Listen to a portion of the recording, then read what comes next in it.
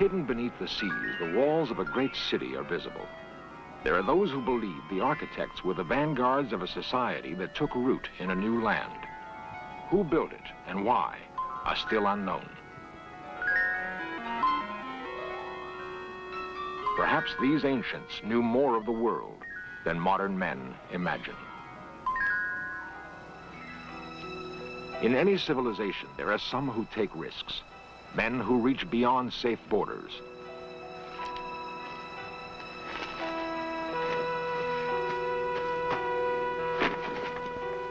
The passing of adventurers may be signaled by structures on the land, marks in the earth, ciphers in stone, like the curious ruin on a bleak New Hampshire hilltop. It is called Mystery Hill. Who built it and why? New evidence suggests that North America was colonized long before the birth of Christ. Who were the colonists? How did they come to this wilderness?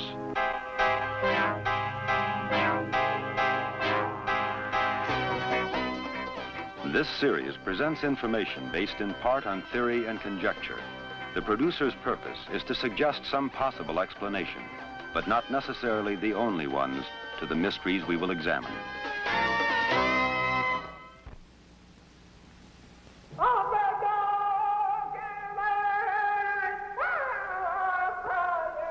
The legends of Native Americans tell of the first men who came into the world. They were brothers to wolves, or sired by the very stars. Men, it was said, were animals, and animals were men. And that is how the Indians saw their own beginnings. Beyond Indian legend, we really know very little of those first men. Time and again, we find marks of their passing.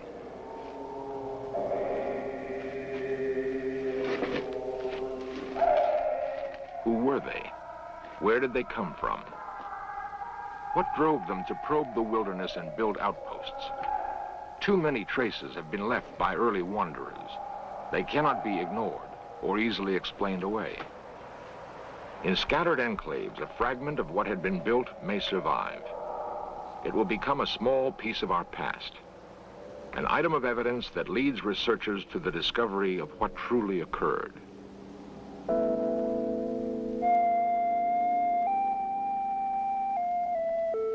When 17th century Europeans colonized what is now New Hampshire, they found that someone had been there before them. At the time, no one thought much about the stone ruin near New Salem. They called the curious stone structure Mystery Hill and let it go at that.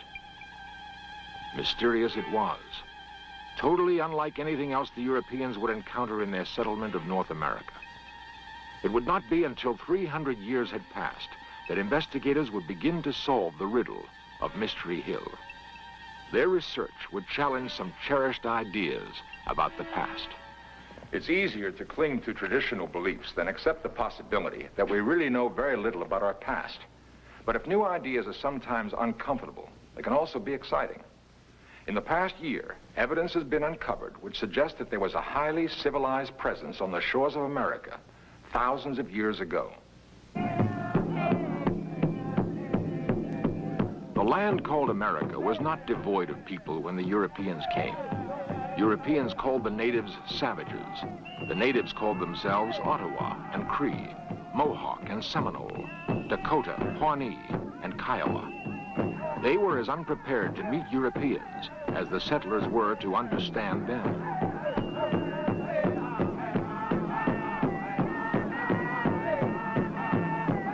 Whatever their common origin might have been, the Old and New World peoples had little in common.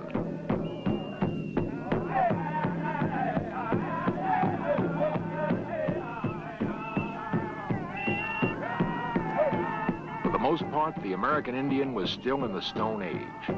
They revered their physical environment and lived close to it. They built lightly on the land, and although they banded together into great nations of hunters and warriors, their cities had no more lasting impact than a carpet of bright leaves in an autumn forest.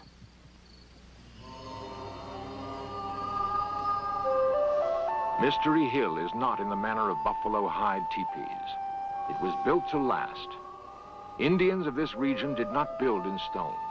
They lacked even the tools to do so. Mystery Hill would have been destroyed years ago if it were not for the efforts of Bostonian Robert Stone. Stone bought up the ruin so that it could be preserved for scientific study and the enjoyment of tourists.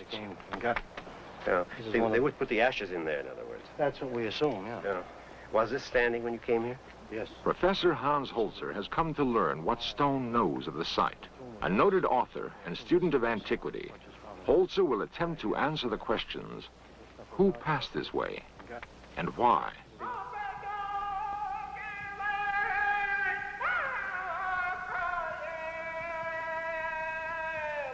The American Southwest is an arid land. Its native inhabitants found it difficult to scratch out a hold here. They built cities of mud brick, backed against cliffs for protection.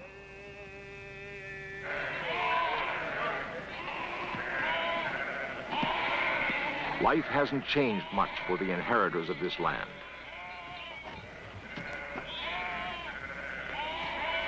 Outside of the few big cities of the Southwest, men still herd livestock and try to wrench a living from the dry soil. Theirs is a rich heritage, nevertheless. We know the Pueblo Indians by their etchings in stone. Their cliff-bound apartments showed thoughtful design and careful execution. But brick is not stone. The techniques used to build the Pueblos did not build Mystery Hill. Hans Holzer and Robert Stone can find little that Mystery Hill has in common with the Pueblos of the Southwest. Its architects must have come from another place, another culture. In the Medicine Bow Mountains of Wyoming can be found another curiosity in stone. It is called the Medicine Wheel. Mantled by snow much of the year, the geometric arrangement of rocks puzzled Western travelers for a long time. Most investigators are now agreed that the wheel was an Indian calendar.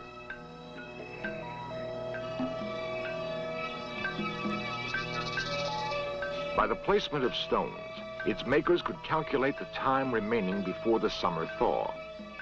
The very lack of a settlement area breaks the tie to Mystery Hill.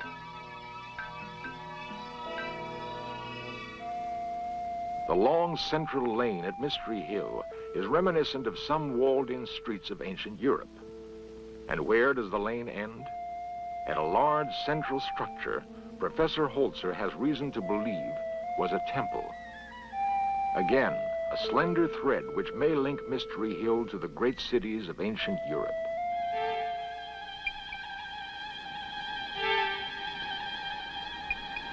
Might the strange visitors to Mystery Hill have crossed an ocean?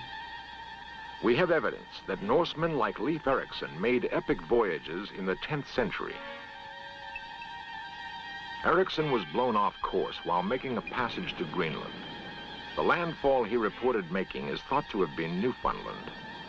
He likely touched the New World, but all evidence is that he had neither the charter nor the will to begin a colony.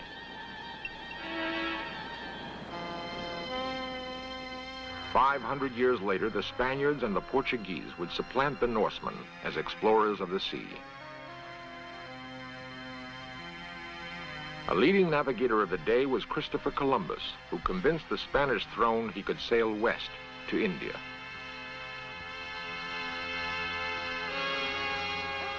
These voyages were overtures to the coming of European colonization of the Americas in the 17th century. It is certain, however, that there were ships capable of making ocean crossings long before the time of Columbus or Leif Erikson.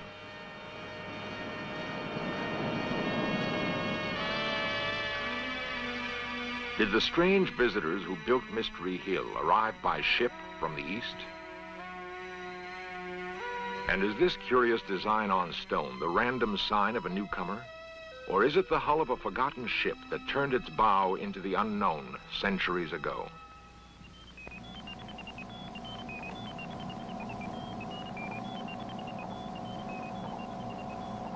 At a laboratory in Cambridge, Massachusetts, scientists burn a bit of charcoal found at Mystery Hill. Charcoal is largely carbon, and carbon contains minute quantities of radioactive material. This material decays at a constant rate. Knowing that, scientists can fix the age of the sample. They determined that it is at least 3,000 years old. The charcoal was found wedged between slabs of rock at Mystery Hill. The fire that produced it was lighted 1,000 years before the birth of Christ. And the open question remains, but by whom?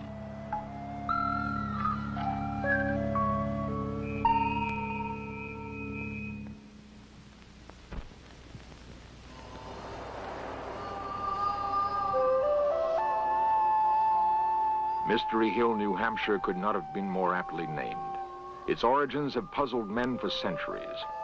Curator Osborne Stone is sure of one thing, however.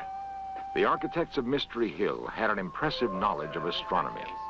We're standing in the astronomical center of the site, and if you want a view to the true north, you'll see a large standing monolith out here. It's composed of 5 stones, one missing that dates the site. Over to the east of us, we have a strange stone that's been on the wall for centuries that marks the summer sunrise. Now, if we look around to the southwest, we see the winter sunset stone. That was the first one that was found and kicked off this investigation. Stones that may have helped the strange visitors plot the seasons. They are substantial clues to the identity of the original Mystery Hill architects. The cultivation of expression. On the Salisbury Plain in England broods a more familiar example of the kind of time-keeping function monoliths appear to have had for the ancients. To this day, some who call themselves Druids gather at Stonehenge to mark the longest day of the year. It is believed that long centuries ago, Druids offered up human sacrifice as part of their seasonal rituals. Sacrifice may have been part of the firmament at Mystery Hill also. Viewing position for the sacrificial table that I was telling you about. You were asking me about the oracle tomb. That's right. It comes out from the oracle chamber underneath. Stone points out a polished slab of rock. The grooves might once have run with blood to appease a god whose voice rumbled up from the earth. We used to give the oracle all the time through there, but... It appears that the builders of Mystery Hill imported their gods as well as their science. Some had theorized that Mystery Hill was the work of New Hampshire colonialists. This is when we come to the entrance of the oracle chamber. And I think we have pictures that date back... What Stone calls the sacrificial table and the recently excavated oracle chamber are unlikely relics of English colonialism. The chamber was discovered in the darkened recesses of Mystery Hill.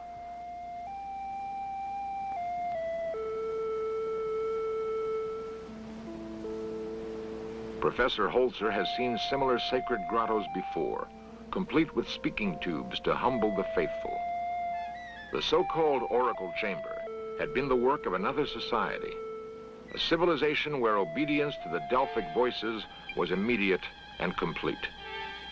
The chamber was found not in America, but amid the ancient ruins of the Mediterranean. Holzer will need more than these similarities if he is to advance his theory about Mystery Hill's strange visitors.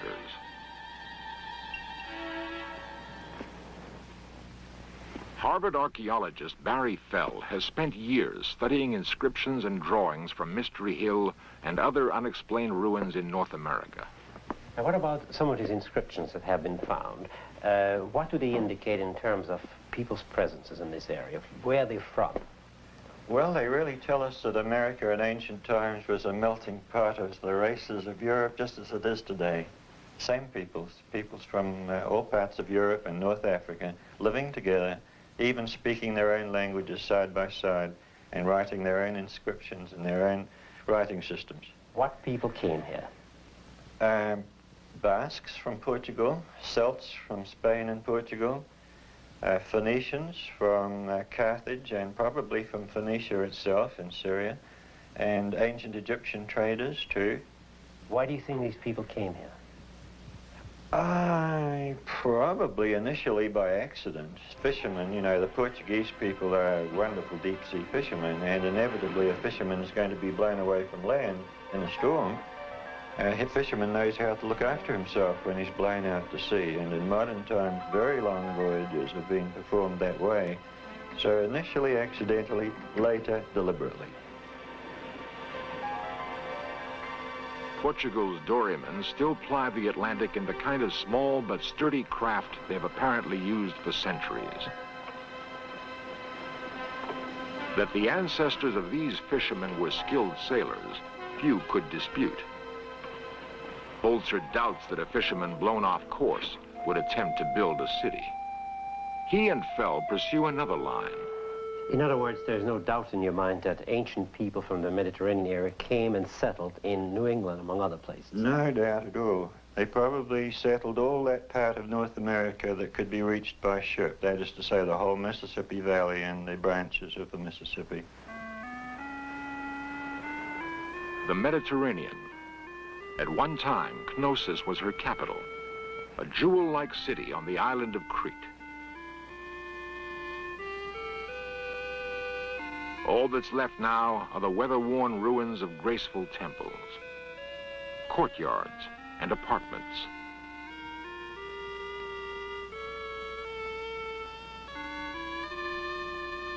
The people of this island were called Minoans.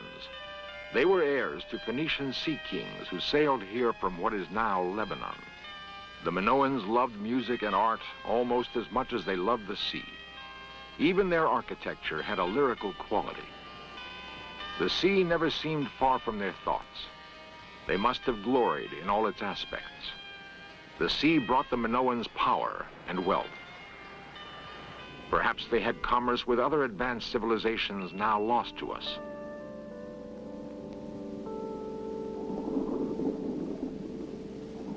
History records that there were catastrophic earthquakes in the Mediterranean basin around 1600 BC. Knossos was by then Queen City of the Mediterranean. She may have been a haven for the refugees of doomed civilizations. If so, the influx of new citizens must have created pressure for expansion. The Minoans already had colonies on the north coast of Africa, and recent evidence discovered underwater in the Caribbean suggests that they had traveled to the Americas. It is nevertheless a radical theory that sailors from a Bronze Age culture could have dispatched the first strange visitors to the New World.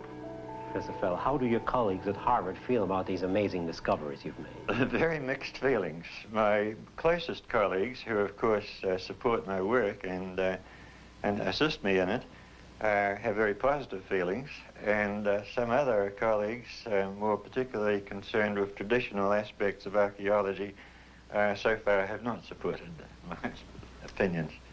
Well, how did the ancient Phoenicians get here? They had ships, Dr. Holzer, better than those available to Columbus. Here is a carving of the hull of one of them that we found at Mount Hope, Rhode Island. We have one other carving from another part of North America. And then the fact that they made the voyages is sufficiently plain from the inscriptions that they left en route. The inscriptions Professor Fell refers to are found in abundance at Mystery Hill, if one knows what to look for.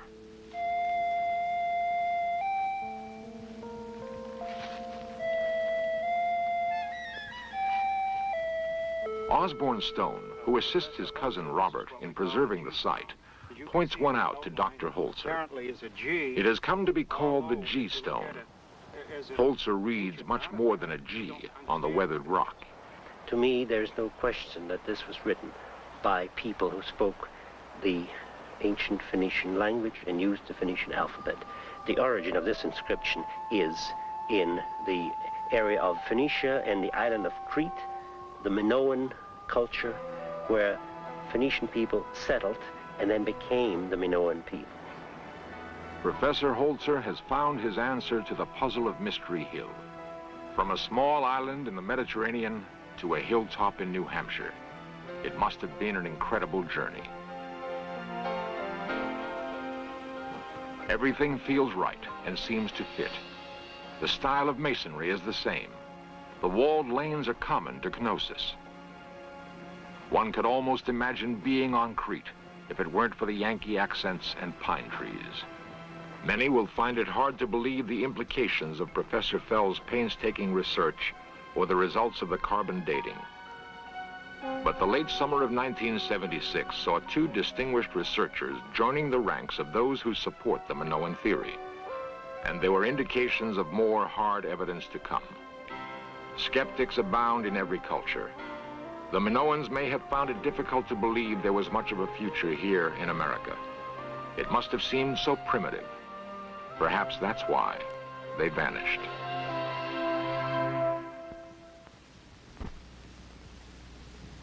The same curiosity which may someday take us to the stars has apparently propelled mankind throughout its long centuries of wanderings on this planet. We have evidence now that America was known to great civilizations which had become dim memories long before the birth of Christ. Much of what those strange visitors knew may be lost to us forever. The coast of America we thought of as pristine until the 15th century may have in fact been a thriving outpost of ancient commerce and exploration. We can only guess. The record of Mystery Hill was ignored for hundreds of years. It tells us that the Phoenicians may not have been the first strange visitors to America, but that they were apparently the first to build a link between the old and new worlds. The link would be broken for reasons we cannot fathom yet. Centuries later, the old world would rediscover the new. This time, the link would hold.